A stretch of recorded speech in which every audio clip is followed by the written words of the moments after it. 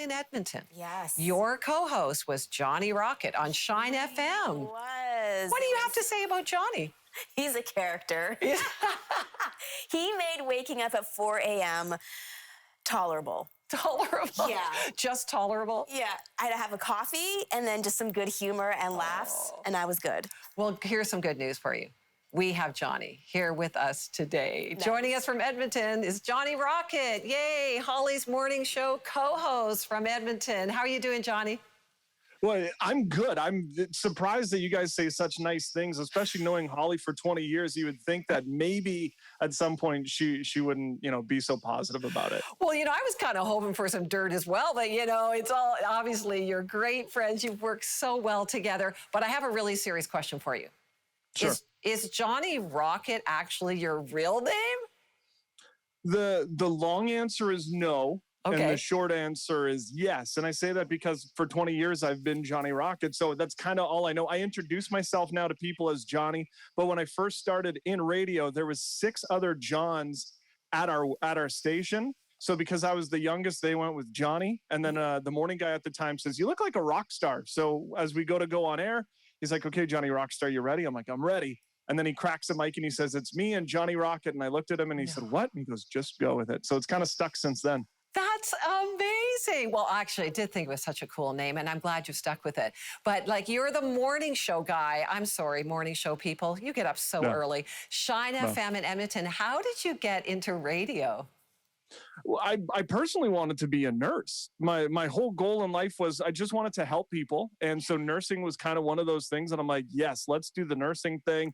And then I went into it. I started kind of working in the nursing field, going to school. And then I realized that, you know what, I still want to help people, but nursing wasn't it. I went to the pastor of our college at that time. And he says, "Well, what do you like?" I said, "I like girls, I like sports, and I like music." He said, "I can help you with one of them." It wasn't girls. And so all these years later, got into radio, and here we are. That's amazing. Well, you're really good at it. Obviously, you've been at it a long time.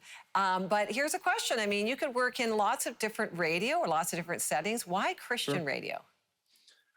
I mean, it's all about, you can make a difference everywhere. And there's an opportunity that we have each and every day to make a difference in someone's life. The bonus is that radio, people allow you into their lives, whether it's in a car or, at work, or they're sitting at home. They're going through stuff each and every day. And so there's really those moments that we have. And that's why I love radio so much, and Christian radio, because we get to talk about music, what we love, and we get to talk about our faith to a wider audience. I mean, if I was at a retail shop, I could still do the same thing, but perhaps not to the bigger degree that I do have a blessing to do. And that is through radio and podcasting and other forms of media. Well, I think you hit it right on the head. I even feel that way in TV. People are letting us right into their homes, into their vehicles, right? It's super personal. What helps you connect with your audience? Because you can't see your audience. I can't see my audience too, but a little different in TV. What helps you connect with people so well?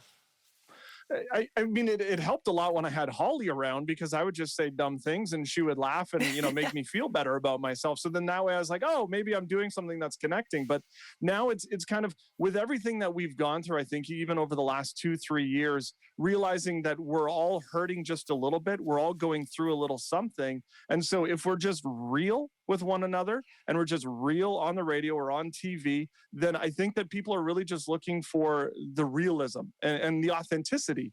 And so that's something that I think that a lot of people love. And that's the reason why I love radio and the passion that I have for it. Well, I've been on your podcast, so I got a little taste of you too and the work you do. And we're going to have Holly join us in a minute. But you are very real. And I would say that is definitely a strength of connecting. But you love music too. It isn't just about talking to people. Music's one of your passions. What do you think has changed perhaps in Christian music? Well, I think number one is that it's Christian music as a whole is more accepted. I mean, if you think about back in the 90s and the early zeros, people were like, "Oh, you listen to Christian music? Why would you listen to that?" And now it's, I think, more widely accepted and more people would know about it. And I think the other thing is that the big changes that I've definitely noticed is we don't necessarily remember CDs and tapes. Those were great. Now everything's a single and everything's an MP3. So we're listening to music not necessarily with all of the albums, and it's more so just singles. Yeah, no, that's so true. And I think you're right. Like Christian music in many ways is cut through or crossed over. Is that the word to use? Sure. That it's more, more acceptable. And even music awards, it's been acknowledged more, day in, day out. Okay, favorite group then? You know what, I love them all, and I say that it's like saying who's your favorite kid, because there are different songs, there are different artists, there are different people that I've met over the years that all kind of have a little something that they've just put on my heart. And so there's not one that's necessarily a favorite. There's not an artist that I definitely love more than another, but I love any time that we have a chance to connect with someone in the music industry. Well, and you do that well because you both have this podcast, you're interviewing people. Is there a story from even the past 20 years, whether the podcast or just from radio, that you knew that you were making a difference because you heard this story or heard from someone this great, testimony? Yeah, there are two that really stick to mind, and I know that they would definitely resonate with Holly as well. One was there was a gentleman who just had lost his child not hours before, and called our morning show and said, I just didn't know where to turn, and I know that you guys were here. And so in tears, we had a chance, the three of us, to just pray with one another and be a part of something like that. And the other one is there was a gentleman who lost his brother to suicide and was flipping through the radio. It just so happened to land on our station.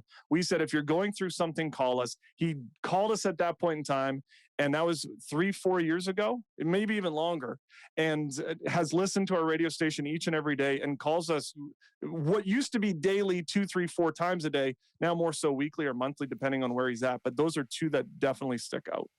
Wow, that is so neat. I know that I've been a fan of radio throughout my life, and I feel like I know you co-host. Whoever you're listening to, you get to know you. That's awesome. Well, we're going to be right back for more with Johnny Rocket from Shine FM, and we're going to have Holly join us.